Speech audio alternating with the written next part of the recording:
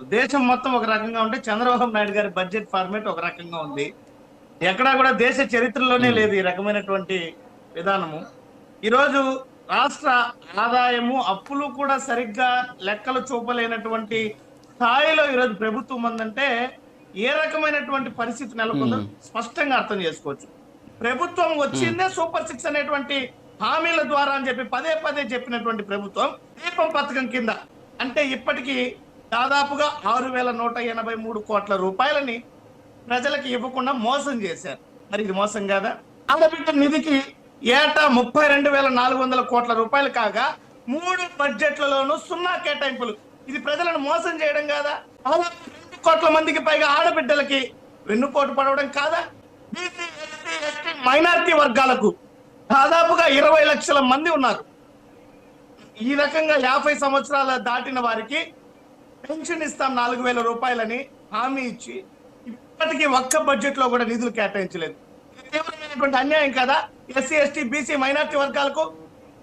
ఈ రకంగా ప్రజలను మోసం చేయడం ఎంతవరకు సమంజసం?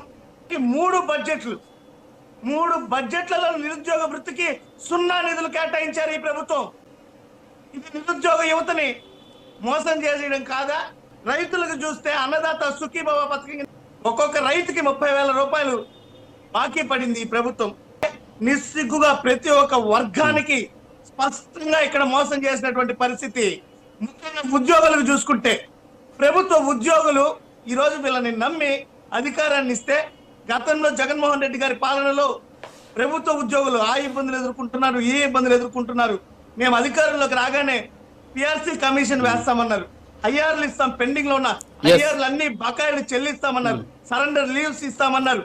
ఎక్కడ గాలి మాటలు తర్వాత ఈ రోజు ఉద్యోగులకి దాదాపు 40,000 కోట్ల రూపాయలు బకాయిలు పడ్డారు. పిఆర్సీ కమిషన్ గత ప్రభుత్వ పిఆర్సీ కమిషన్ ఎత్తేసారు. ఇప్పటికీ కొత్త కమిషన్ లేదు.